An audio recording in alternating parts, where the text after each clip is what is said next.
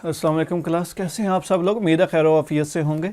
हम लोगों ने लास्ट लेक्चर में आपके पास स्टोरेज डिवाइसेस जो है वो उसको कंप्लीट किया है, और आज के लेक्चर में हम लोग चैप्टर नंबर 6 जो है उसको देखने वाले हैं, और वो क्या है, सॉफ्टवेयर और उसकी टाइप्स के ऊपर है, जिसमें ज़्यादातर हमारा फोकस जो है वो कौन सी टाइप्स के ऊपर रहेगा। कि पहली चीज़ हम ये देखेंगे सॉफ्टवेयर क्या होता है। आप लोग पहले देख चुके हैं कि सॉफ्टवेयर कहते हैं सेट ऑफ इंस्ट्रक्शंस जो हम कंप्यूटर को देते हैं किसी भी काम को करने के लिए। जो भी इंस्ट्रक्ट करेंगे वही काम करेगा, उसके अलावा कोई और काम नहीं करेगा। जैसे यहाँ पे आपके सामने स्क्रीन के ऊपर अगर मैंने माई पीसी ये पीसी ओपन करना है तो मुझे इसे जो है वो सॉफ्टवेयर की मदद से ही इसे ओपन किया जा सकता है, अदरवाइज़ मैं इसे ओपन नहीं कर सकता। ठीक है, तो ये जो आपके सामने आ रही है स्क्रीन वगैरह, ये हमें कौन प्रोवाइड कर रहा है, सॉफ्टवेयर। ये जो मैं इसे दे रहा हूँ ये इंस्ट्रक्शंस हैं, जो इंस्ट्रक्शन दी जाती हैं हमें ये काम करके दे देता है। तो ऑब्वियसली हमारा आज का जो टॉपिक है वो इसी के ऊपर है। और सॉफ्टवेयर आपके पास पता है कि दो तरह के होते हैं। वो सॉफ्टवेयर जो हमारे सिस्टम को मैनेज करता है, कंट्रोल करता है, इसके सारे हार्डवेयर कंपोनेंट्स को कंट्रोल और मैनेज करता है, हमारे सिस्टम को इस काबिल करता है वो काम कर सके। और वो कौन सा होता है, सिस्टम सॉफ्टवेयर होता है। ठीक है, आज जैसे मेरे सिस्टम में भी क्या है, सिस्टम सॉफ्टवेयर इंस्टॉल्ड है, लेकिन कौन सा सिस्टम सॉफ्टवेयर इंस्टॉल्ड है अगर इसको मैं चेक करना चाहूँ तो मैं राइट क्लिक करके कहाँ पे जाऊँगा, आपके पास प्रॉपर्टीज़ के अंदर। तो यहाँ पे देखिए उन्होंने बता दिया है कि मेरे पास जो विंडो का एडिशन है वो कौन सा है, विंडो 10 है, जो मेरे सिस्टम में क्या है, इंस्टॉल हो चुकी है। ठीक है, और उसके बाद यहाँ पे सारी इन्फॉर्मेशन आ रही है कि मेरे सिस्टम में रैम कितनी है, मेरे सिस्टम के अंदर प्रोसेसर जो है वो कौन सा है, i5 है। ठीक है, तो मेरी विंडो एक्टिवेटेड है या नहीं है। तो ये सारी इन्फॉर्मेशन हमें कौन प्रोवाइड कर रहा है, सिस्टम सॉफ्टवेयर। यानी कि मेरा सिस्टम अगर काम में आना चाहता है, वर्किंग में आना चाहता है, तो ऑपरेटिंग सिस्टम का होना ज़रूरी है। ऑपरेटिंग सिस्टम में क्या होते हैं, सेट ऑफ प्रोग्राम्स होते हैं, ढेर सारी चीज़ें होती हैं। जैसे यहाँ पर देखें आपके पास ये कुछ ये चीज़ें अवेलेबल है, यहाँ पर भी लिस्ट ऑफ प्रोग्राम्स अवेलेबल हैं। ठीक है, ये हमारे सिस्टम का हिस्सा है, इसे काम में रखने के लिए बड़े ज़रूरी हैं। इसके हार्डवेयर कंपोनेंट को मैनेज करने के लिए, कंट्रोल करने के लिए बड़े ही क्या हैं, ज़रूरी हैं। ठीक है, आगे अगर आप देखो थोड़ी सी और चीज़ फर्दर अगर अपडेशन करें तो आप लोगों ने देखा होगा कि यहाँ पे मेरे सिस्टम के अंदर कुछ फर्दर चीज़ें भी आपको नज़र आ रही होंगी, जिसके अंदर आप लोग देखें यहाँ पे फाइल्स एंड फोल्डर्स को डिफरेंट वेज में जो है मैनेज किया जा रहा है। ऑडियो फाइल्स को अलहदा मैनेज किया जा रहा है, वीडियो फाइल्स को अलहदा मैनेज किया जा रहा है। ठीक है, तो ये आपके पास जो है ना डेटा सेव कैसे करना है, डेटा को प्रिंट कैसे करना है, डेटा को कॉपी कैसे करना है, सिस्टम के ऊपर पासवर्ड वगैरह कैसे लगाना है। ठीक है, जैसे यहाँ पे आपके पास ये पासवर्ड वगैरह वाला काम जो है ना सारा कंट्रोल पैनल से होता है। वो आप लोगों को कहाँ से मिलेगा, ये कंट्रोल पैनल में सर्च करता हूँ तो यहाँ से आप लोगों के पास बिल्कुल आप लोगों को यहाँ पे ये यूज़र अकाउंट्स मिल रहे होंगे, तो यहाँ से आप पासवर्ड वगैरह लगा सकते हैं। तो ये सारे फीचर्स, सारे फंक्शंस हमें कौन प्रोवाइड कर रहा है, आप लोगों के पास ऑपरेटिंग सिस्टम। लेकिन इस ऑपरेटिंग सिस्टम के साथ कुछ एडिशनल सॉफ्टवेयर भी होते हैं जो हमारे सिस्टम के इफेक्टिव मैनेजमेंट के लिए, उसके अच्छे इस्तेमाल के लिए बड़े ज़रूरी हैं, उसके प्रॉपर यूटिलाइजेशन के लिए बड़े ज़रूरी हैं। जैसे आपने कोई तस्वीर देखनी है ना, जैसे यहाँ पे हमारे पास जो है ना वो कोई तस्वीर अगर आपके पास आ रही है, तो अगर आप व्यू करना चाहते हैं तो उसके लिए भी आपको क्या करना पड़ेगा, इमेज व्यूअर की ज़रूरत पड़ेगी। जैसे यहाँ पे अगर मेरे पास कोई एक पिक्चर जो है वो पड़ी हुई है, ठीक है, जैसे यहाँ पे ये आपके पास है एक पिक्चर अवेलेबल है, मैं इसे ओपन करता हूँ तो ये आपके पास मेरे सामने जिसमें ओपन होगी इसका नाम क्या होगा, इमेज व्यूअर जो है ना इसको नाम दिया जाएगा। ठीक है, ये आप लोगों के पास क्या है, यहाँ पे आप लोगों के सामने ये तस्वीर आ गई है, ये किस में ओपन हुई है, इमेज व्यूअर के अंदर ओपन हुई है। सेम ऐसे ही अगर मेरे सिस्टम में वायरस आ जाता है तो उसके लिए मेरे पास जो है ना वो एंटीवायरस अवेलेबल है, और एंटीवायरस का नाम मेरे पास जो एंटीवायरस है वो विंडोज़ डिफेंडर के नाम से है। ये भी एक किस्म की यूटिलिटी प्रोग्राम है जो हमारे सिस्टम के इफेक्टिव मैनेजमेंट के लिए क्या है, बड़ा ही ज़रूरी है। तो ये आप लोगों के पास डिफरेंट तरह के सॉफ्टवेयर होते हैं। ठीक है, आप लोगों के पास फाइल व्यूअर होता है जो फाइल्स वगैरह को दिखा रहा होता है। जैसे यहाँ पे देखेंगे आपके पास multiple files and different ways में आप नज़र आ रही हैं आप लोगों को, ये फाइल व्यूअर का काम है। अगर आप फाइल्स का साइज़ कम करना चाहते हैं तो उसके लिए मैंने नेट से एक सॉफ्टवेयर डाउनलोड किया हुआ है जिसका नाम क्या है, आप लोगों के पास है ये WinRAR है। ये फाइल कंप्रेसर का काम करता है, जो फाइल को जो है ना वो उसका साइज़ को कम कर देता है। अगर आपने सिस्टम में से प्रॉब्लम्स वगैरह को रिजॉल्व करना है या सिस्टम में से कोई चीज़ सर्च करनी है तो यहाँ से जाके आप सर्च भी कर सकते हैं। तो ये आप लोगों के पास क्या है, डिफरेंट तरह के सॉफ्टवेयर अवेलेबल हैं जो हमारे सिस्टम का हिस्सा है। इनका मकसद ये होता है कि सिस्टम की फंक्शनलिटी को बढ़ा देना, उसे हम क्या कहते हैं, यूटिलिटी प्रोग्राम्स कहते हैं। जैसे कुछ ऐसे भी आप लोगों के पास आएंगे जो हार्डवेयर की प्रॉब्लम्स को आइडेंटिफाई करने के लिए आपके पास यूज़ किए जाएंगे, कुछ ऐसे आएंगे जो सॉफ्टवेयर की प्रॉब्लम्स को आइडेंटिफाई करने के लिए यूज़ किए जाएंगे। आप लोगों के पास कोई अननोन सॉफ्टवेयर हमारे सिस्टम में इंस्टॉल हो गए जिन्हें हमें नहीं पता, हमने कोई एड्स वगैरह रिमूव करने हैं तो आप लोगों के पास एडवेयर्स का इस्तेमाल होगा। अननोन सॉफ्टवेयर जिनको आपके बारे में नहीं पता वो कब इंस्टॉल हुए, किसने इंस्टॉल किए, उनको रिमूव करना है तो स्पेवेयर का इस्तेमाल होगा। तो आपके पास डिफरेंट तरह के सॉफ्टवेयर अवेलेबल हैं जो आप लोगों के पास इस्तेमाल होते हैं डिफरेंट तरह की चीज़ों को मैनेज करने के लिए, कंट्रोल करने के लिए। मकसद ये है हमारे सिस्टम की फंक्शनैलिटी बढ़ जाए, इन्हांस हो जाए। और ये सारे क्या हैं, आप लोगों के पास यूटिलिटी प्रोग्राम्स हैं। आप लोगों के चैप्टर के एंड पे यूटिलिटी प्रोग्राम्स गिवन हैं, उन्हें एक दफ़ा देख लीजिएगा जी।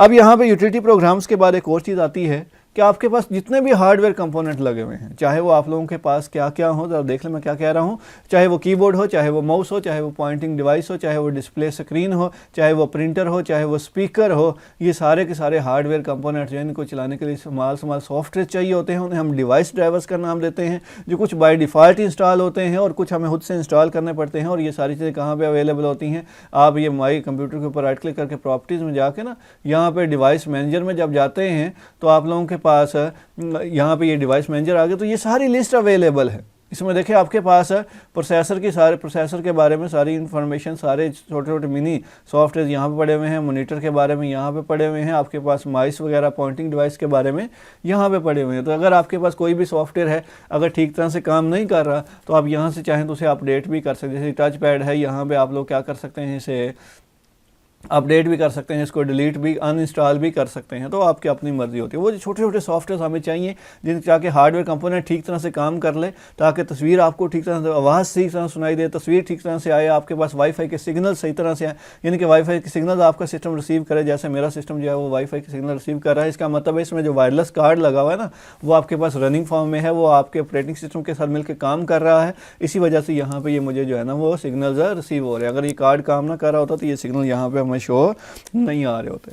उसके अलावा आप लोगों के पास एक विजुअल बेसिक आप लोगों ने पढ़ा है। विजुअल बेसिक के अंदर हम लोग क्या करते थे, प्रोग्राम लिखते थे, उसके बाद हम उसे ट्रांसलेट करते, उसके बाद उसके रन करते थे। तो वो बेसिकली एक लैंग्वेज ट्रांसलेटर है जो आप लोगों के पास जो भी प्रोग्राम आप लिखते हैं किसी भी लैंग्वेज में, उसको लो लेवल लैंग्वेज या कंप्यूटर की अपनी या बाई लैंग्वेज में क्या करने के लिए इस्तेमाल होता है, आप लोगों के पास तब्दील करने के लिए हमारे पास यूज़ किया जाता है। उसमें विजुअल बेसिक भी है। पहले अगर जिन लोगों ने कंप्यूटर पढ़ी हुई है उन्होंने टर्बो C++ पढ़ा होगा, जिन लोगों ने जो है ना मैट्रिक में पढ़ी हुई है GW बेसिक पढ़ा होगा, ठीक है, या कई लोगों ने डेव C++ का नाम सुना होगा। तो ये सारे लैंग्वेज ट्रांसलेटर्स हैं जो क्या करते हैं, हाई लेवल लैंग्वेज जो हमारी लैंग्वेज में चीज़ें लिखी होती हैं, या फिर विजुअल बेसिक में लिखा है, C में लिखा है, GW बेसिक में आपके पास बेसिक लैंग्वेज में लिखा है, उसको तब्दील किया जाता है आपके पास है लो लैंग्वेज के अंदर। और वो क्या है, हमारे पास लैंग्वेज है ट्रांसलेटर्स हैं। इसमें ये जो GW बेसिक है ये इंटरप्रेटर है, टर्बो C++ कंपाइलर है, ठीक है जी। और ये आप लोगों के पास ट्रांसलेशन के लिए हमारे पास क्या है, यूज़ किए जा रहे हैं। तो अभी तक हमने बात जो देख ली है कि हमारा सिस्टम जो है ना वो क्या करता है, आप लोगों के पास उसमें डिफरेंट तरह के सॉफ्टवेयर हैं जो डिफरेंट तरह की रिक्वायरमेंट्स के लिए यूज़ होते हैं।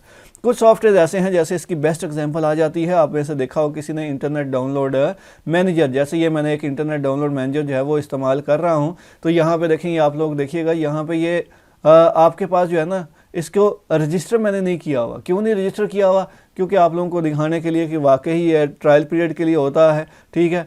आप ट्रायल पीरियड में इसका इस्तेमाल कर रहे होते हैं, यानी कि अबाउट आइडियम है ना, देखेंगे आपके पास, देखेंगे यहाँ पे क्या आ रहा है, परचेज़ का ऑप्शन आ रहा है। ये मुझे कह रहा है कि भाई इसे क्या कर लो, परचेज़ कर लो। और ये मेरे पास जो है ना वो आप लोगों के पास वर्जन अवेलेबल है, ये ट्रायल वर्जन अवेलेबल, ये 30 डेज़ के पीरियड के लिए अवेलेबल। लेकिन अगर मैं इसे रजिस्टर कर लेता हूँ तो ये परमानेंट हो जाएगा।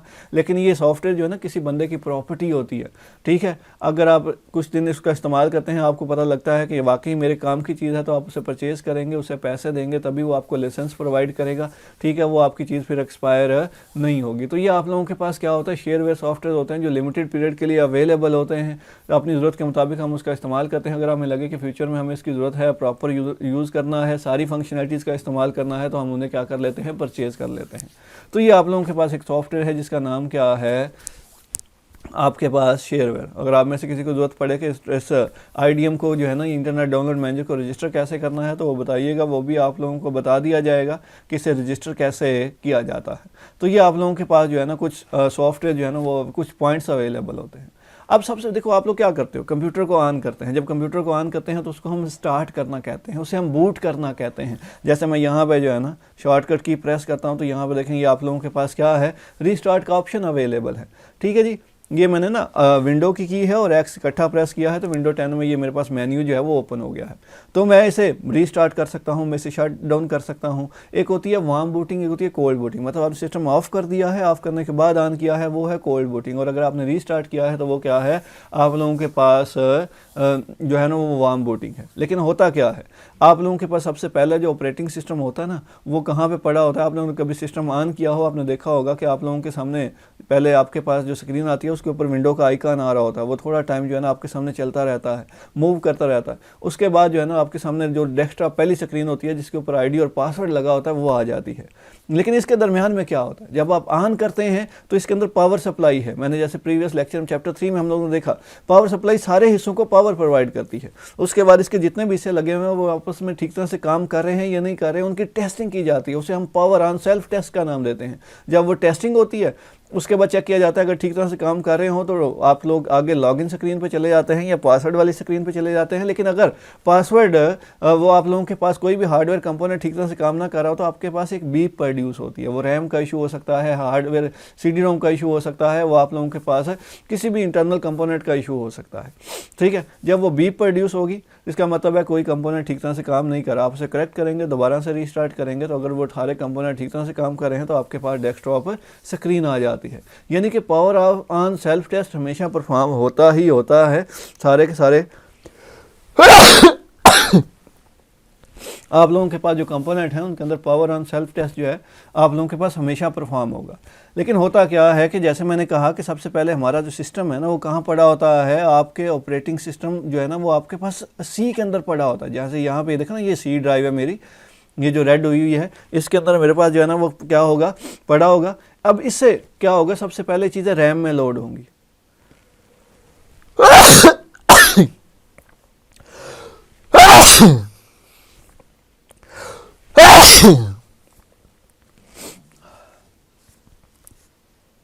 जब ये रैम में लोड होती हैं, ठीक है, क्या होंगी, रैम में लोड होंगी।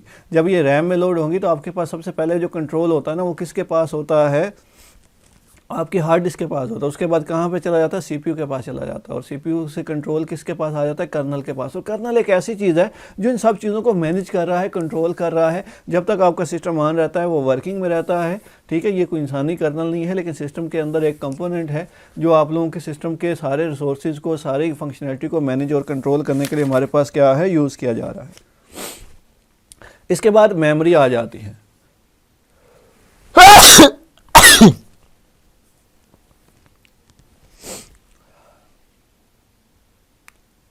अब ये जो मेमोरी है, ठीक है, एक इंपॉर्टेंट कंपोनेंट है। मेमोरी का मतलब है रैम की बात हो रही है। अब देखते हैं जी, मेरे सिस्टम में पहली बात ये है कि रैम है कितनी और कौन सी है। ठीक है, आप क्या कर सकते हैं, राइट क्लिक करके प्रॉपर्टीज़ में जाएं तो आप लोगों के सामने क्या आ जाएगा, यहाँ पे देखेंगे क्या है, इंस्टॉल्ड रैम आ रही है। और ये कितने GB है, अगर देखें तो ये 8 GB मेरे पास अवेलेबल है। और उसके साथ ये लिखा हुआ है टच सपोर्ट। इसका मतलब ये हुआ कि ये आप लोगों के पास क्या है, स्क्रीन जो है वो कौन सी टाइप की है, वो टच टाइप की है। जैसे लैपटॉप मोबाइल फ़ोन की स्क्रीन होती है ना टच, सेम वैसे ही इसकी स्क्रीन भी क्या है, मेरे पास टच स्क्रीन है। इसके अलावा एक और चीज़ है, आप लोगों के पास अगर हम आल्ट कंट्रोल डिलीट प्रेस करते हैं ना, आल्ट कंट्रोल और डिलीट, ठीक है, तो यहाँ पे ये टास्क मैनेजर आ जाता है। ठीक है, इस टास्क मैनेजर के अंदर भी आप लोगों के पास एक चीज़ आ रही है और उसको नाम क्या दिया जा रहा है, मेमोरी का नाम दिया जा रहा है। अगर आप इसे गौर से देखें तो यहाँ पे आप लोगों के पास ये है कि मेमोरी इन यूज़ कितनी है, अवेलेबल इतनी है। मेमोरी आपके पास टाइप कौन सी है, DDR3 टाइप की है। ठीक है, उसके बाद आप लोगों के पास पेज्ड पूल अवेलेबल है, आपके पास कितनी मेमोरी यूज़ हो चुकी है, कैशे जो है वो कितनी यूज़ हो रही है। तो ये सारी इन्फॉर्मेशन आप लोगों के पास यहाँ पे है। अब ये चीज़ दिखाने का मकसद क्या है, मकसद है मेमोरी को कैसे मैनेज किया जाता है। आप लोगों को पता है कि हमारे सिस्टम में एट ए टाइम जो है ना वो एक वक्त में एक चीज़ नहीं काम कर रही होती, बल्कि मल्टीपल प्रोसेसेस जो है ना वो काम कर रहे होते हैं। ज़रा देखिएगा इसके अंदर मेरे पास सिस्टम में कितने प्रोसेस जो है वो काम कर रहे हैं। ये देखें, ये सारे के सारे प्रोसेस जो है ना मेरे सिस्टम में जो है ना वो क्या है, रनिंग फॉर्म में है एट ए टाइम। अब इसमें से किसको CPU देना है, किसको कब देना है, किस टाइम पे देना है, हर एक इसके अंदर ये क्या है, उसकी प्रायोरिटी साथ में आ रही है कि CPU कितना इस्तेमाल कर रहा है, कब इस्तेमाल कर रहा है। जो हाई प्रायोरिटी वाले होते हैं उनमें यहाँ पे टाइम ज़्यादा आ रहा होता है, जो हाई प्रायोरिटी वाले नहीं होते उसके अंदर आपके पास जो है ना वो आपके पास क्या है, टाइम या CPU जो है ना वो आपके पास उसकी परसेंटेज कम आ रही होती है। लेकिन ना यहाँ पे एक और चीज़ भी आती है, ये तो होगी रैम आपके पास, ठीक है। लेकिन यहाँ पे ना एक और चीज़ मैं बताता जाऊँ कि हमारे पास हमारे सिस्टम के अंदर ना एक और चीज़ भी अवेलेबल है, और वो क्या है, एडवांस के अंदर अगर हम जाते हैं तो यहाँ पे ये देखें, ये टोटल पेजिंग की बात की जा रही है। असल में ये होता है कि कई दफ़ा ना ये रैम कम पड़ जाते हैं। मेरे पास तो अभी 2 GB है, इतना सारा चीज़ों को रन करने के बाद भी 2 GB मेरे सिस्टम में जो है ना रैम पड़ी हुई है, ठीक है। लेकिन ये है कि अगर रैम आपकी कम है तो यहाँ पे आप लोगों के पास एक कंसेप्ट यूज़ होता है वर्चुअल मेमोरी, जिसमें हार्ड डिस्क का थोड़ा सा पोर्शन जो है वो रैम के तौर पे काम करना शुरू कर देता है। जिसमें क्या होता है कि आप लोगों के पास जो प्रोसेस रैम में ज़रूरत नहीं होती उसको उठा के जो है ना वो हार्ड डिस्क के उस हिस्से में रख दिया जाता है, जिसको वर्चुअल मेमोरी का नाम दे रहे हैं, ठीक है। और उसी को हम क्या कहते हैं, पेजिंग का नाम देते हैं। यानी कि एक अमाउंट में कितना आपके पास क्या है कि ट्रांसफ़र किया जा रहा है, एक अमाउंट में कितनी जो है ना आप लोगों के पास है वो जो प्रोसेस है उसको उन दोनों मेमोरीज़ के दरमियान में ट्रांसफ़र किया जा रहा है, वो बेसिकली क्या है आप लोगों के पास पेजिंग का कंसेप्ट होता है, जिसमें हम छोटे जो मेमोरी को रिजर्व कर देते हैं, उनके अंदर डेटा जो है वो स्टोर किया जाता है। लेकिन ये ऑटोमेटिकली सारा परफॉर्म हो रहा होता है, ये मैंने कुछ भी नहीं किया, ये ऑटोमेटिकली मैंने क्या किया है, एडवांस में जाके जो है ना यहाँ से ये सेटिंग में से मैंने एडवांस में, और उसके बाद यहाँ से मैंने ये दिखा ली। अब बाय डिफ़ॉल्ट इसकी विंडो 10 की अपने अपने फीचर्स अवेलेबल हैं, आप चाहें तो यहाँ से इसको चेंज भी कर सकते हैं, ठीक है। लेकिन बाय डिफ़ॉल्ट ही हमें यूज़ करना होता है, क्योंकि सिस्टम अपनी परफॉर्मेंस के मुताबिक जो है ना चीज़ों को सेट कर रहा होता है जब हम ऑपरेटिंग सिस्टम इसके अंदर क्या कर रहे होते हैं, इंस्टॉल कर रहे होते हैं। लेकिन यहाँ पे देखिए आपकी बुक में ज़रा गौर कीजिएगा कि पेजिंग के बारे में क्या लिखा हुआ है कि area of the hard disk जो है वर्चुअल मेमोरी के तौर पे हम यूज़ करेंगे, उसे हम क्या कहते हैं, उसे हम स्वैप फाइल का नाम देते हैं। और एक वक्त में कितना एरिया जो है वो यूज़ किया जा रहा है, ये बेसिकली आप लोगों के पास क्या है, आप लोगों के पास पेजिंग है। लेकिन वो टाइम जो आप इस पेजिंग के लिए लगा रहे हैं, जैसे फॉर एग्जाम्पल रैम से हार्ड डिस्क की तरफ, हार्ड डिस्क से रैम की तरफ चीज़ों को लेके जाने के लिए और लेके आने के लिए इस्तेमाल कर रहे हैं, उसे हम थ्रैशिंग का नाम देते हैं। तो इसका मतलब ये हुआ कि मेमोरी को मैनेज करना बड़ा ज़रूरी होता है। क्यों ज़रूरी होता है? क्योंकि इसके अंदर प्रोसेस जो है वो ढेर सारे होते हैं, वो सारे प्रोसेस जो है वो अलग-अलग मैनेज किए जा रहे होते हैं, कंट्रोल किए जा रहे होते हैं। इसलिए सीपीयू कब किसको दिया जाएगा, ये बेसिकली सीपीयू के अंदर क्या होता है, शेड्यूलर होता है। अब शेड्यूलर जो है डिसाइड क्या करता है, जैसे इसकी कुछ प्रायोरिटीज़ होती हैं, जैसे फर्स्ट कम फर्स्ट सर्व्ड, जो पहले आएगा वो पहले एग्जीक्यूट होगा, जो बाद में आएगा वो बाद में एग्जीक्यूट होगा, ठीक है। तो ये आप लोगों के पास सीपीयू की क्या है, शेड्यूलिंग है। जैसे आप लोगों ने अगर कभी प्रिंट किया है ना कोई भी चीज़, तो हमारे सिस्टम में जो है ना एक प्रिंट स्पूलर जो है ना वो यूज़ होता है। उसमें क्या होता है कि आपने अगर 2 4 6 कमांड्स इकट्ठी दे दी हैं, तो पहली कमांड पहले प्रिंटर के पास पहुंचेगी, फिर दूसरे वाली, फिर तीसरे वाली, और सारी एक क्यू में लग जाएंगी, जिसे प्रिंट क्यू का नाम दिया जाएगा। और पहली कमांड प्रिंट होगी, फिर दूसरी होगी, और वो कमांड्स आपस में मिक्सअप भी नहीं होंगी। तो ये आपके पास कुछ एडिशनल फीचर्स भी यहाँ पे अवेलेबल हैं। वो एडिशनल फीचर्स आपके पास ना कंट्रोल पैनल के अंदर है। यहाँ पे ये एडमिनिस्ट्रेटिव टूल्स होते हैं कंट्रोल पैनल के अंदर, ठीक है, उसके अंदर अवेलेबल हैं। जैसे देखें टास्क और शेड्यूलर, टास्क शेड्यूलर आपके पास अवेलेबल है कि कौन सा टास्क जो है ना वो आप लोगों के पास है, यानी कि ये सारी टास्क की शेड्यूलिंग जो है वो ऑटोमेटिकली परफॉर्म हो रही है। आप चाहें तो यहाँ से कोई और नई टास्क शेड्यूलिंग भी जो है ना वो क्या कर सकते हैं, क्रिएट कर सकते हैं। लेकिन सिर्फ बताने का मकसद ये है कि यहाँ पे ऑलरेडी टास्क शेड्यूलिंग, उसके बाद उसने रन कब होना है, किस टाइम रन होना है, किस लोकेशन से रन होना है, ये सारी इन्फॉर्मेशन जो है वो यहाँ पर आ रही होती है। उसके अलावा देखें अगर हम सिस्टम की बात करें तो आप लोगों के पास ये जो प्रिंट मैनेजमेंट है, ठीक है, तो ये प्रिंटर आप लोगों के पास इसकी सारी जो है ना अवेलेबल प्रिंटर्स हैं, जो से प्रिंटर्स मेरे पास अवेलेबल हैं, कौन सा प्रिंटर काम नहीं कर रहे, तो ये सारी आप लोगों के पास क्या है, प्रिंट मैनेजमेंट के अंदर आप लोगों के पास अवेलेबल हैं। तो ये आप लोगों के पास क्या है, एडमिनिस्ट्रेटिव टूल्स होते हैं जो हम सिस्टम बाय डिफ़ॉल्ट क्रिएट कर देता है, जहाँ से हम चीज़ों को क्या कर रहे होते हैं, मैनेज और कंट्रोल कर रहे होते हैं। फिर ये रिसोर्स मॉनिटर एक अवेलेबल है, जिसमें हमें जो है ना कुछ चीज़ें पता चल रही होती हैं, और वो ये है कि आप लोगों के पास जो सिस्टम है उसमें CPU कितना इस्तेमाल हो रहा है, उसके अंदर आपकी डिस्क कितनी इस्तेमाल हो रही है, आपका इंटरनेट कितना इस्तेमाल हो रहा है, ये सारी इन्फॉर्मेशन जो है वो आप लोगों के पास इस हिस्से से हमें क्या है, अवेलेबल होती है। तो ये आप लोगों के पास क्या है कि ये जो है ना सोर्स मॉनिटर के आपके पास ऑप्शंस अवेलेबल हैं, जहाँ से आप ये चेक कर सकते हैं कि आपका कौन सा हिस्सा कितना इस्तेमाल हो रहा है। यहाँ पे देखें ना हर एक प्रोसेस की प्रोसेस आईडी भी है, उसकी डिस्क्रिप्शन भी है, उसकी स्टेटस भी है कि मतलब वो रनिंग फॉर्म में है, रुका हुआ है या नहीं रुका हुआ, एवरी टाइम वो जो है ना वो कितना यूज़ कर रहा है, ठीक है। ये सारी इन्फॉर्मेशन हमें यहाँ से अवेलेबल होती है। आप मेमोरी के बारे में चेक करना चाहें तो यहाँ से चेक कर लीजिएगा। यहाँ पे भी देखें ना आप लोगों के पास कि मेमोरी आपके पास टोटल कितनी है, उसके बाद अवेलेबल कितनी है, कितनी पीछे पड़ी हुई है, फ्री कितनी है अभी तक, कैशे जो है वो कितनी है, टोटल इंस्टॉल कितनी है, तो ये सारी इन्फॉर्मेशन आप लोगों को यहाँ से अवेलेबल है। यानी कि ये सारी चीज़ें जो हम बार बार कह रहे हैं ना कि सिस्टम में हैं, ये ऑलरेडी आपके पास आप लोगों के सामने हैं, आप लोगों को नज़र आ रही होती हैं।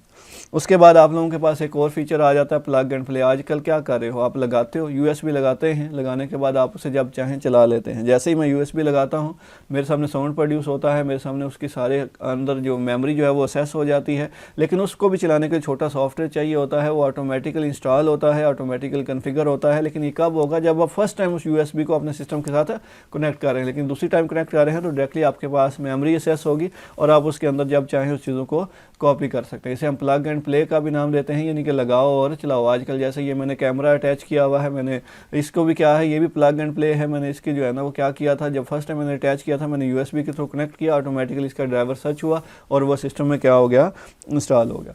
उसके अलावा देखें यहाँ पे ये गूगल क्रोम मेरे पास अवेलेबल है, जिसके अंदर मैं क्या कर रहा हूँ, डिफरेंट तरह की सर्विसेज को क्या करने की कोशिश कर रहा हूँ, असेस करने की आप लोगों के पास कोशिश की जा रही है। आप डिफरेंट चीज़ों को ओपन कर सकते हैं, क्लोज कर सकते हैं, ठीक है। इंटीग्रेटेड सर्विसेज अवेलेबल हैं यहाँ पे हमारे पास। उसके अलावा आप लोगों के पास जो है ना वो आप यहाँ से चाहें तो मैं इस साइन इन की मदद से ये जो गूगल मेरे पास है, इस गूगल क्रोम की मदद से मैं क्या कर सकता हूँ, किसी शख्स को भी ईमेल वगैरह भी भेज सकता हूँ जीमेल की मदद से, ठीक है। आप चाहें तो जीमेल की डिफरेंट तरह की ऐप्स जो है ना वो आप इस सिस्टम का हिस्सा भी बना सकते हैं, क्योंकि मेरे पास जो है ना इसके अंदर विंडो 10 में एक फीचर होता है जिसका नाम होता है स्टोर। जैसे प्ले स्टोर है ना आप लोगों के पास है वहाँ पर, तो यहाँ पर आप लोगों के पास स्टोर अवेलेबल है, तो इधर से भी आपको डिफरेंट तरह के फीचर जो हैं बने बनाए मिल सकते हैं, ठीक है। लेकिन अभी शायद ये कोई इशू कर रहा है जिसकी वजह से यहाँ पे वो फीचर्स शो नहीं हो रहे। तो हमारे पास क्या है कि ये सारे फीचर्स अवेलेबल हैं, आप वेब को जैसे चाहें वैसे असेस कर सकते हैं। पहले ये होता था कि वेब को अगर इस्तेमाल करना है ना तो उसको चलाने के लिए आपको अलहदा से सॉफ्टवेयर की ज़रूरत पड़ती थी, अलहदा से हार्डवेयर की ज़रूरत पड़ती थी। अब सब इंटरनेट से कनेक्ट हो और उसके बाद आपकी सर्विसेज जो है ना वो क्या है, रनिंग फॉर्म में। इसके अंदर एक और वर्ड लिखा हुआ है, हाउस कीपिंग सर्विसेज। क्या आपके पास देखा होगा कि यहाँ पे फाइल्स को डिफरेंट वेज में मैनेज किया जा रहा है। देखें जो सी मैं चीज़ ओपन करता हूँ ना वो वैसे ही चीज़ें आपको नज़र आ रही होती हैं, ठीक है। ऐसा नहीं है कि आपके पास एक में और चीज़ नज़र आ रही हो, दूसरे में वो चीज़ और तरह से नज़र आ रही हो। जैसे यहाँ पे देखें आप लोगों के पास क्या है, बुक्स जो हैं वो और तरह से नज़र आ रही हैं, फोल्डर्स और तरह से नज़र आ रहे हैं, वीडियो फाइल्स और तरह से नज़र आ रही है, ठीक है। आप लोग क्या कर सकते हैं, यहाँ पे देखें मैंने डिफरेंट चीज़ों को ऑलरेडी जो है ना स्क्रीन के ऊपर ओपन किया हुआ है, इनमें से मैं कुछ को क्लोज़ कर देता हूँ, ठीक है। तो ये आप लोगों के पास क्या है कि ये जो है पड़े हुए हैं, ये सारे शॉर्टकट्स बने हुए हैं, ठीक है। आप इंस्टॉल पड़े हुए हैं कहीं पे पीछे, लेकिन यहाँ से इनकी मदद से मैं क्या कर सकता हूँ, इन्हें ओपन कर सकता हूँ। यानी कि आप क्विकली चीज़ों को क्या कर सकते हैं, असेस कर सकते हैं। इसके अंदर हम चीज़ों को कॉपी कर सकते हैं, कट कर सकते हैं, रीनेम कर सकते हैं, ठीक है। आप नेटवर्क को कंट्रोल कर सकते हैं, आप अपने सिस्टम को आईडी और पासवर्ड जो है वो लगा सकते हैं। अब देखें यहाँ पर मैं एक कंट्रोल पैनल में एक फ़ीचर और आप लोगों के सामने रख देता हूँ कि हमारे पास क्या है कि आप चीज़ों को शेयर भी कर सकते हैं, ठीक है। यहाँ पे देखें आप लोगों के पास ये मैं कंट्रोल पैनल ओपन करता हूँ। अब ये कंट्रोल पैनल जो है ना इसके अंदर आपके पास इसके अगर लिमिटेड फीचर्स लेके आने हैं तो यहाँ पे ये देखें आप लोगों के पास हार्डवेयर एंड साउंड है, view network devices and printer है, ये ऑप्शन अवेलेबल है। उसके अलावा आप चाहें तो इसके अंदर यहाँ देखें ना ये आप लोगों के पास क्या है, प्रिंटर प्रॉपर्टीज़ अवेलेबल हैं। तो यहाँ पे देखेंगे आप लोगों के पास शेयरिंग भी फीचर अवेलेबल, आप चाहें तो इन्हें शेयर भी कर सकते हैं। यानी कि आपने एक नेटवर्क बनाया हुआ है, उसके ऊपर आप चाह रहे हैं डिफरेंट लोग जाने से ओपन करके चेक करें और उसके बाद चीज़ों को शेयर करें, तो आप इसकी मदद से कर सकते हैं। उसके बाद आप लोगों को पता है कि आप लोग अपने मोबाइल फ़ोन को पासवर्ड लगा सकते हैं, पिन लगा सकते हैं, थंब इम्प्रेशन लगा सकते हैं। इसके अंदर भी आईडी और पासवर्ड जो है ना वो आप सेट कर सकते हैं, ठीक है। विंडो 10 में तो एक ये भी फीचर अवेलेबल है कि आप क्या कर सकते हैं, अपने अकाउंट को जो है ना उसके ऊपर जो है ना आपके पास MSN की आईडी भी लगा सकते हैं, ठीक है। MSN की आपके पास आईडी अवेलेबल है तभी आप उसका इस्तेमाल कर सकते हैं, अदरवाइज़ आप उसका इस्तेमाल नहीं कर सकते। इसके अंदर भी पिन भी लगा सकते हैं, आप पासवर्ड भी लगा सकते हैं। यानी कि ये एडिशनल फीचर्स आप लोगों को क्या कर रहा है, प्रोवाइड कर रहा है। तो ये आप लोगों ने अभी तक जो बात डिस्कस की है हम लोगों ने वो यही है कि हमारे पास क्या है कि आप लोगों के पास जो ऑपरेटिंग सिस्टम है वो डिफरेंट तरह की चीज़ों को मैनेज और कंट्रोल करने के लिए हमारे पास क्या किया जा रहा है, यूज़ किया जा रहा है। अब इसको अगर हम आगे बढ़ाएं, आपका जो ऑपरेटिंग सिस्टम है वो देखने में कैसा नज़र आता, क्या शुरू से ऐसा ही था, बड़ा कलरफुल सा, जैसे ये आइकन्स पड़े हुए हैं, माउस की मदद से मैं इसे कंट्रोल कर रहा हूँ, ठीक है। हर एक चीज़ की डिफरेंट जो है ना वो आपके पास विंडोज़ जो है वो अवेलेबल हैं, ठीक है। अभी तक जो हम बात हमने डिस्कस कर ली है ना वो कुछ ये है, आप लोगों के सामने रख देता हूँ ताकि आप लोगों को पता हो, ठीक है। हमने ये सिस्टम सॉफ्टवेयर की बात की है, हम लोगों ने कुछ ये फंक्शंस की बात की है, ठीक है। और उसके अलावा जो है ना हम लोग अभी जो है ना इसके फीचर जो फंक्शन जो है वो डिटेल में डिस्कस कर रहे थे, जिसके अंदर हमने कोल्ड बूटिंग वार्म बूटिंग की बात की थी। ये आप लोगों के पास वही है कि सीपीयू बूट कैसे करता है, कैसे वो हिस्सों में करंट जो है वो आप लोगों के पास मूव करता है। उसके बाद आप लोगों के पास एक रिकवरी डिस्क होती है, अगर आपका सिस्टम ख़राब हो जाए तो आप इसको सिस्टम को क्या कर सकते हैं, रीसेट भी कर सकते हैं, उसे रिकवर भी किया जा सकता है। इसके अलावा एक कुछ और चीज़ें भी अवेलेबल हैं, हाइबरनेट और आपके पास जो है ना वो स्लीप का जो है। अब यहाँ पे देखें आपके पास हाइबरनेट क्या है, अगर मैं यहाँ पे हाइबरनेट कर देता हूँ तो ये सारी चीज़ें रनिंग फॉर्म में रहेंगी, सिस्टम मेरा ऑफ हो जाएगा, ठीक है, 100% इसमें से पावर ऑफ हो जाएगी और उसके बाद दोबारा से ऑन करूँगा तो यहाँ से ही ऑन होगा, सारे यही फीचर्स ऑन होंगे, इसके अलावा कोई ये नई चीज़ जो है वो ऑन नहीं होगी और सिस्टम मेरा बंद भी पड़ा रहेगा, ठीक है। लेकिन जो दूसरा है जिसको स्लीप कहते हैं, स्लीप के अंदर क्या होता है कि सिस्टम के अंदर मेमोरी भी आपके पास पावर भी रहती है, वो पावर भी कंज्यूम करता रहता है, ठीक है, और वो आपके पास सिस्टम क्लोज भी, जैसे इंसान है ना वो सांस ले रहा है लेकिन वो सोया होता है, तो इसके अंदर भी क्या है, सिस्टम वर्किंग में है लेकिन आप लोगों के पास क्या है, पावर भी ले रहा है लेकिन वो आप लोगों के सामने इंटरफेस वगैरह नहीं आ रहा, तो उसे हम क्या कहते हैं, स्लीप मोड का नाम देते हैं। तो वो आप चाहें जो सा फीचर यूज़ करना चाहें यहाँ से आप कर सकते हैं। और ये फीचर अनेबल कहाँ से होते हैं, आप कंट्रोल पैनल से जाके ना पावर ऑप्शन से जाके इन चीज़ों को अनेबल कर सकते हैं। अब बात वही हो रही थी कि क्या पहले भी ऐसा ही था सारा, नहीं पहले ऐसा नहीं था। अब ज़रा गौर कीजिएगा, मैं यहाँ पे ना एक वर्ड लिख रहा हूँ CMD, कमांड प्रॉम्प्ट। अब मुझे लिस्ट देखनी है जी, इसके अंदर कौन कौन सी फाइल्स पड़ी हैं, मैं DIR लिखता हूँ, देखें ये आपके पास आ गई, ठीक है। तो ये आप लोगों के पास क्या है, मैं इधर IP config R लिखता हूँ, यानी कि मेरे सिस्टम के बारे में जो भी इंफॉर्मेशन है, जो नेटवर्क डिवाइसेस कनेक्टेड हैं, ठीक है, वो सारी मैं देखना चाह रहा हूँ, तो मैं यहाँ पे क्या करूँगा, IP config R कर दूँगा। तो ये देखें आपके पास सारे फीचर जो हैं वो आ चुके हैं, ठीक है। तो ये आप लोगों के पास क्या है, अगर आप गौर कर लें थोड़ी सी चीज़ के ऊपर, तो यहाँ पर ये देखें आपके पास ये कमांड लाइन इंटरफेस है, ये DOS है, डिस्क ऑपरेटिंग। 1980s 90s के अंदर इसका इस्तेमाल जो है बहुत ज़्यादा हुआ करता था, ये आप लोगों के पास कीबोर्ड का ज़्यादा इस्तेमाल करता था। इसके अंदर देखें कोई माउस आपके पास यहाँ पे तो माउस नज़र आ रहा है, लेकिन वैसे उस टाइम माउस का इस्तेमाल नहीं था, ठीक है। तो आप लोगों के पास ये जो है ना DOS कमांड था, जो देखने में काफ़ी मुश्किल था। ये आप लोगों के पास स्टैंड अलोन भी इसे कहा जाता है, ठीक है। एक वक्त में सिर्फ एक बंदा इस्तेमाल कर सकता था, एक काम के लिए हम इसका यूज़ करते थे और इसे हम क्या नाम देते थे, ये आपके पास सिंगल यूज़र है, सिंगल टास्किंग ऑपरेटिंग सिस्टम था। लेकिन उसके बाद क्या हुआ, आपके पास मेन्यू बेस आ गया, जिसके अंदर यहाँ पे टॉप पे मेन्यू आया करता था, उससे नीचे यही कमांड होते थे, हम मेन्यू बेस का नाम देते थे, जिसको एक वक्त में आपके पास एक से ज़्यादा कामों के लिए भी हमारे पास क्या किया गया, इस्तेमाल किया गया।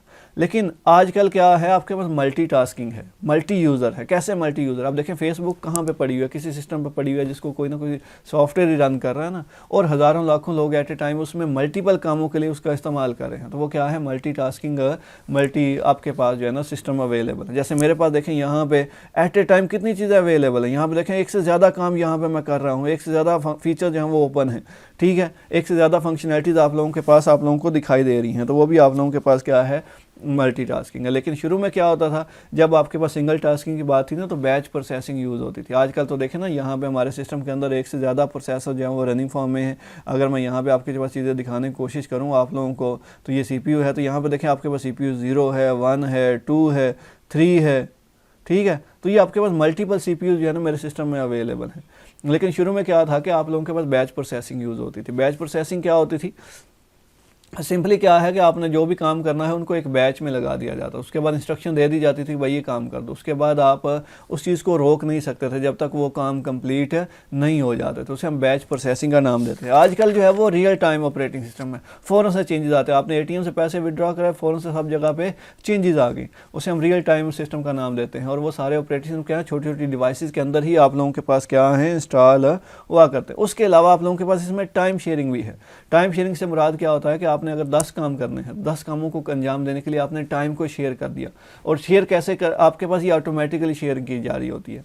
अब आपके पास एक प्रोसेस ने 10 सेकंड में कंप्लीट हो गया, दूसरा प्रोसेस भी 10 सेकंड में, तीसरा भी 10 सेकंड में, लेकिन चौथा जो था वो आपके पास 20 सेकंड में कंप्लीट होना था। अब इससे होगा क्या, चौथा जो है ना थोड़े टाइम के लिए रुकेगा, जब सारे प्रोसेस अपना एक साइकिल पूरा कर लेंगे उसके बाद दोबारा से किसकी बारी आएगी, चौथे की बारी आएगी, और अपने 10 सेकंड फिर बाद में इस्तेमाल करके अपने आप को कंप्लीट करेगा। लेकिन ये सारे काम इस स्पीड के साथ हो रहे होते हैं, टाइम डिफरेंस इतना कम होता है, इतने मिली सेकेंड्स होते हैं टाइम डिफरेंस आप लोगों के पास, कि हमें पता ही नहीं चलता कि आप लोगों के पास ये इस तरह से सारी वर्किंग जो है ना आप लोगों के पास परफॉर्म हो रही है। तो ये आप लोगों के पास क्या है, GUI बेस है और CLI बेस है। GUI का आपको हम लोगों ने बता दिया है कि आप लोगों के पास जिसमें कमांड आपके पास GUI के अंदर ये जो आजकल हम यूज़ कर रहे हैं ये GUI बेस है, जिसके अंदर आइकॉन्स, मेन्यूज़, ये सारी चीज़ें अवेलेबल हैं।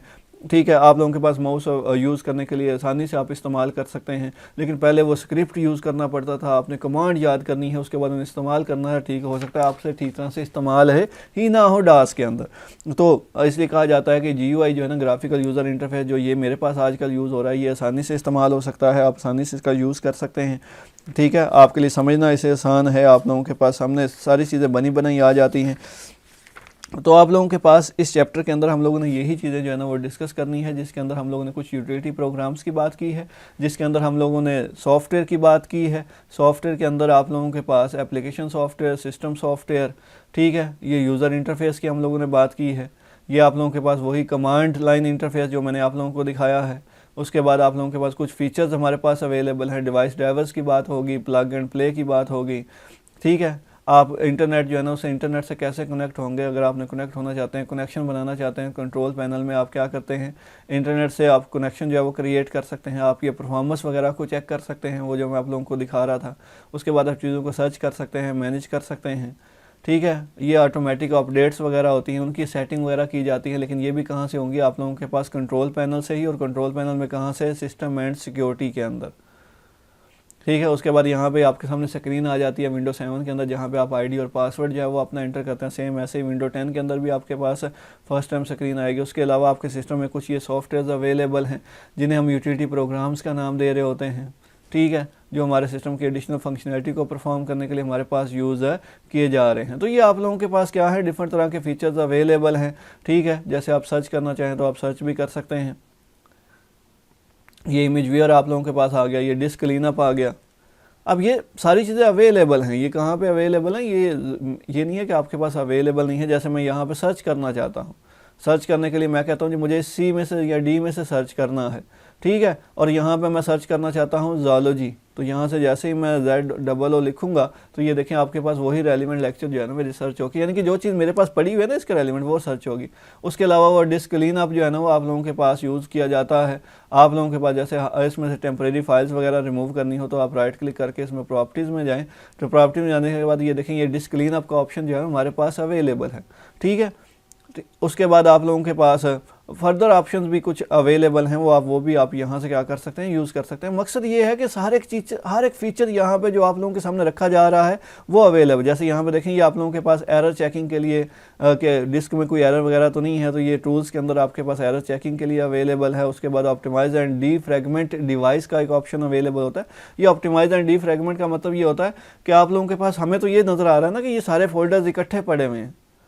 ठीक है, ये सारे फोल्डर्स इकट्ठे पड़े हैं, लेकिन ऐसा नहीं होता। आपकी जो हार्ड डिस्क मैंने दिखाई थी जिसमें वो प्लेट्स मैंने दिखाई थी, तो उसके अंदर वो सेपरेट जगह पड़े होते। आप ही चाह रहे हो कि सारे एक जगह पे इकट्ठे हो जाएं। ठीक है, दरमियान में अगर कोई स्पेस वगैरह आ रही है, ठीक है, कोई स्पेस लॉस हो रही है, वो ख़त्म हो जाए, तो उसके लिए हम क्या करते हैं, डिस्क डीफ्रैगमेंट का जो है ना वो इस्तेमाल करते हैं। तो ये आप लोगों के पास फीचर्स अवेलेबल हैं। ये सारे यूटिलिटी प्रोग्राम्स हैं जो कुछ हमारे सिस्टम का हिस्सा होते हैं जब हम सिस्टम विंडो को इंस्टॉल करते हैं, और कुछ जब हम जो हिस्सा नहीं होते हम बाद में भी उन्हें इंस्टॉल कर लेते हैं। तो ये आप लोगों के पास अवेलेबल है। इसमें पर्सनल फायरवॉल भी एक होती है जो हमारे सिस्टम को प्रोटेक्ट कर रही होती है, ताकि कोई अनऑथराइज्ड पर्सन जो है हमारे सिस्टम में एंटर ना हो सके। एंटीवायरस आप लोगों को पता है कि सिस्टम में अगर वायरस आता है तो उससे बचने के लिए हमारे पास एंटीवायरस का इस्तेमाल किया जाता है। मेरे पास विंडोज़ डिफेंडर के नाम से अवेलेबल है। मैं अगर वायरस आ गया तो मैं उसे स्कैन कर सकता हूँ, फाइंड कर सकता हूँ, उसे अपडेट कर सकता हूँ, यानी कि जो भी चीज़ है आप चाहें तो उसे अपडेट भी कर सकते हैं। तो ये आप लोगों के पास जो है ना वो चैप्टर नंबर 6 में हमने यही बातें डिस्कस करनी थी। उम्मीद है कि ये बातें आप लोगों को समझ आ गई होंगी। ठीक है, अगर नहीं समझ आई तो जो पॉइंट्स आपके रह जाएँ तो वो लाजमन क्वेश्चन डिस्कस करें, ताकि आप लोगों को उन चीज़ों का बताया जा सके। तो ये आप लोगों के पास जो है ना डिस्क डीफ्रैगमेंटेशन, ताकि डेटा को जल्दी से इकट्ठे हो जाएंगे। जब इकट्ठे हो जाएंगे तो उसको फिर असेस करना क्या हो जाता है, हमारे लिए आसान हो जाता है। आप चाहें तो बैकअप भी बना सकते हैं, आप उसकी डुप्लीकेट कॉपी भी अवेलेबल है। और ये सारी चीज़ें मैं दोबारा बोल रहा हूँ, ये मैक्सिमम फीचर्स आपके कंट्रोल पैनल में अवेलेबल होते हैं। ठीक है, उसके बाद अगर वायरस की बात करें तो वायरस वही होता है ना हमारे सिस्टम में जो हमारे कंप्यूटर के हार्डवेयर कंपोनेंट्स को डैमेज कर रहा होता है। ठीक है, हमारे कंप्यूटर को नेगेटिवली अफेक्ट कर रहा होता है, जैसे स्पीड कम कर देना, स्लो कर देना। उसके अंदर वर्म होता है, वर्म ये वायरस की ही टाइप है जो ऑटोमेटिकली खुद को रेप्लिकेट करता है, आपको पता ही नहीं होता, एक फोल्डर में भी आ गया, दूसरे में भी आ गया, तीसरे में भी आ गया। और कई वायरसेस वो होते हैं जो फोल्डर्स के अंदर पड़े होते हैं, हाइड होते हैं, जिनको आपको नज़र नहीं आ रहे होते, लेकिन वो अपनी हार्मफुल जो है ना वर्किंग वो आप लोगों को परफॉर्म करके दे रहे होते हैं, उसे हम ट्रोजन हार्स का नाम देते हैं। और ऑब्वियस सी बात है, इन सब चीज़ों से बचना है तो एक चीज़ की जरूरत पड़ेगी, और वो क्या है, हमारे पास है एंटीवायरस है। आगे ये स्पेवेयर है, जैसे मैंने पहले कहा, प्रोग्राम होता है जो हम उन सॉफ्टवेयर्स को रिमूव करने के लिए इस्तेमाल करते हैं जो यूज़र की इजाज़त के बगैर इंस्टॉल हो जाते हैं। आपको कहा जाता है ना नेट से कोई चीज़ डाउनलोड करें, ठीक है, आप डाउनलोड कर लेते हैं, उसके साथ एडिशनल सॉफ्टवेयर्स भी इंस्टॉल हो जाते हैं, क्योंकि हम पढ़े बगैर इंस्टॉल कर देते हैं कि वो क्या क्या रहे हैं। उसके बाद वो जो सॉफ्टवेयर हैं उन्हें रिमूव करने के लिए स्पेवेयर का नाम देते हैं। आप लोगों के सामने अनवांटेड एड्स वगैरह वेबसाइट्स के ऊपर आ रहे होते हैं, तो उसके लिए एड ब्लॉकर का इस्तेमाल होता है, या एडवेयर रिमूवर का जो है ना हम लोग इस्तेमाल करते हैं। फाइल कंप्रेशन है, फाइल्स के साइज़ को कम करने के लिए हम फाइल कंप्रेसर का इस्तेमाल करते हैं। वो जो मैंने WinRAR दिखाया था आप लोगों को, वो भी एक किस्म का फाइल कंप्रेसर ही है, जिसे हम फाइल्स को जिप करने के लिए आप लोगों के पास यूज़ किया जाता है। विंडो मीडिया प्लेयर है आप लोगों के पास, इसके अंदर सॉन्ग्स वगैरह प्ले होते हैं, वो भी आप लोगों के पास यूज़ किया जा रहा है चीज़ों को दिखाने के लिए, आप लोगों को ऑडियो वीडियो फाइल्स को क्या करने के लिए, आप लोगों के पास प्ले करने के लिए। डिस्क बर्नर है, ये असल में ना हमारे पास यूज़ किया जाता है अगर आपने CD को राइट करना है, ठीक है, आपने CD को बंद करना है, तो ये आप लोगों के पास यूज़ किया जाता है डेटा वगैरह को राइट करने के लिए। तो ये विंडो 10 के अंदर, विंडो 7 के अंदर ये बाय डिफ़ॉल्ट अवेलेबल होता है, आपको अलहदा से यूज़ नहीं करने की ज़रूरत नहीं है। अगर हम बात करें ना, यहाँ पे देखें माई कंप्यूटर के अंदर अगर आप इसे करना चाहते हैं तो ये आप लोगों के पास जो है ना अलहदा से अवेलेबल होगा। आप इसे अलहदा से क्या कर सकते हैं, इसका जो है ना वो आसानी से जो है ना इसका इस्तेमाल कर सकते हैं, ठीक है। अगर आपने कोई भी डेटा वगैरह जो है ना बंद करना है तो आप आसानी से क्या कर सकेंगे, इसको बंद कर सकते हैं, ठीक है। देखिए यहाँ पे आप लोगों के पास देखें ये सिस्टम के मैनेजर की कुछ प्रॉपर्टीज़ अवेलेबल हैं। ज़रूरी नहीं है कि आप वहाँ से जाके भी जो है ना कर सके, सिर्फ दिखाने का मकसद ये है कि माई कंप्यूटर में जाएं, उसके अंदर ये माई कंप्यूटर अवेलेबल है। इसके बाद इसकी प्रॉपर्टीज़ में जाना चाहते हैं तो आप यहाँ से प्रॉपर्टीज़ में भी जा सकते हैं। ज़रूरी नहीं है कि आप उसके ऊपर राइट क्लिक करके जो है ना वो आगे मूव हों। उसके अलावा आपके पास कोई नेटवर्क लोकेशन ऐड करनी है, सेटिंग्स ओपन करनी है, तो ये सारी चीज़ें भी अवेलेबल है। आपने प्रोग्राम अनइंस्टॉल करना है, यानी कि प्रोग्राम सिस्टम में से डिलीट करना है, तो आप इसके ऊपर क्लिक करेंगे तो आपके पास देखें ये मेरे पास जो प्रोग्राम इंस्टॉल है उनकी लिस्ट आ गई है। इसमें से जिस प्रोग्राम को आप रिमूव करना चाहें वो आप यहाँ से रिमूव करेंगे, क्योंकि कंट्रोल पैनल से जो चीज़ रिमूव की जाती है ना, आप लोगों को पता है कि वो परमानेंटली जो है वो आप लोगों के पास रिमूव की जाती है, ठीक है। तो ये आप लोगों के पास कुछ फर्दर ऑप्शंस अवेलेबल हैं, लेकिन यहाँ पे मेरे सिस्टम में CD-ROM वगैरह नहीं है, ठीक है, DVD राइटर नहीं है, क्योंकि ये एक मिनी डिवाइस है, ठीक है। इस वजह से जो है ना ये एक बिल्कुल नैनो है, टेक्नोलॉजी के ऊपर बनी हुई है, इसलिए यहाँ पे मेरे पास डिस्क बर्नर का ऑप्शन नहीं आ रहा। अगर मेरे पास जो है ना वो आप लोगों के पास इसके अंदर DVD वगैरह होता तो ये आसानी से मुझे जो है ना वो फैसिलिटी दे रहा होता कि मैं आसानी से क्या कर रहा होता, चीज़ों को यहाँ से, यानी कि डिस्क बर्नर का ऑप्शन अवेलेबल होता। उसका मकसद ये होता है कि CD के अंदर डेटा राइट करें, राइट करने के बाद डिस्क बर्नर को प्ले कर दें, जैसे ही वो प्ले होगा तो वो डेटा उसके ऊपर क्या कर देगा, परमानेंट कर देगा। तो ये आप लोगों के पास चैप्टर नंबर 6 में यही चीज़ें अवेलेबल हैं। इन्हें ध्यान से समझें, अंडरस्टैंड करें, जो बातें ना समझ आएँ वो लाजमी डिस्कस करेंगे। अल्लाह हाफिज़।